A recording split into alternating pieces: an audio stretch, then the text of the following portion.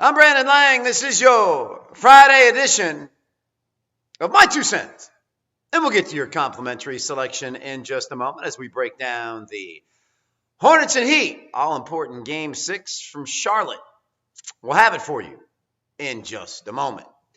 Speaking of having it for you, well, I didn't have it for you last night as the Cardinals' bats go blank against De La Rosa.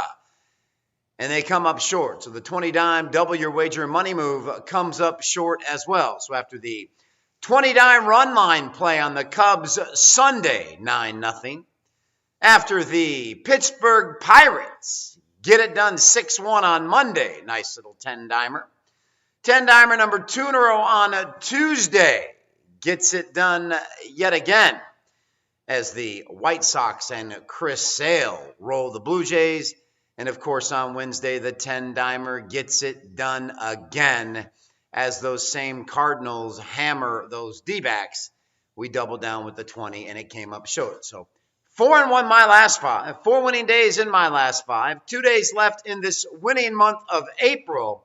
So let's get back on the board with 10-dimer number 4 in a row as the aforementioned White Sox, Pirates, and Cardinals did before them. 10-dimer, number 4 in a row, as we look for winning day number 5 of the last 6 and set up the table for a big-time Saturday release and conclude the winning month of April. All right, complimentary winner in a moment. My 2 cents. Laremy Tunsil, the new breed of college football athlete.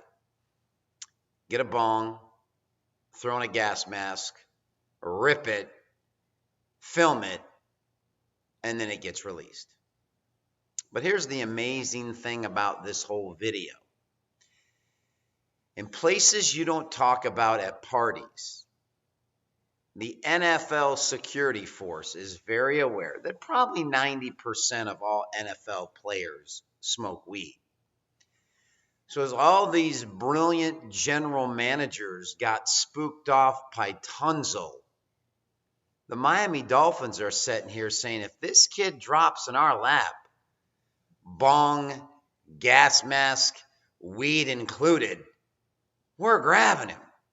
You see, because the Miami Dolphins realize that all these brothers in the NFL, they cracking weed anyway. So that's really not the big issue. Now, had your boy Tunsil been sitting there with a big old plate of Coke, ripping off rails, yeah, that could be a problem. But weed? Come on, man. This kid is going to have a great career. The Miami Dolphins flat out stole him because these brilliant general managers who picked before the Dolphins got scared off by a little weed. Got scared off because maybe a coach paid his mom's light bill. Let me explain something to you. General managers in the NFL don't know dick. Say it again. Most general managers in the NFL don't know dick when it comes to the NFL draft. You need a reference? Jamarcus Russell, Ryan Leaf, just to name a few. Tunsil's going to be fine. The Dolphins flat out stole the first round of the draft. And what did Tunsil do? You know what he did. He went back to his room, shut his door, and fired up a big fat blunt and threw on some Biggie music. That's what Tunsil did. All right, complimentary winner. So the Miami Heat blow out the Charlotte Hornets in games 1 and 2, shoot over 50% in both games, and it looked like it was going to be a series sweep. Then the Heat didn't show up in game 3, didn't match Charlotte's intensity, didn't make the adjustments to counter what Charlotte did, and they lost game 3. Game 4, the Heat didn't make adjustments again, and they lost again. The Heat returned home in game 5, still didn't make the kind of adjustments they needed to make, and guess what? They got beat again. And I have no confidence that the Miami Heat is going to flick on a light switch and go into Charlotte and win this game tonight. I just don't. I think the Heat are outmanned now. I think they're being outcoached, as crazy as that sounds.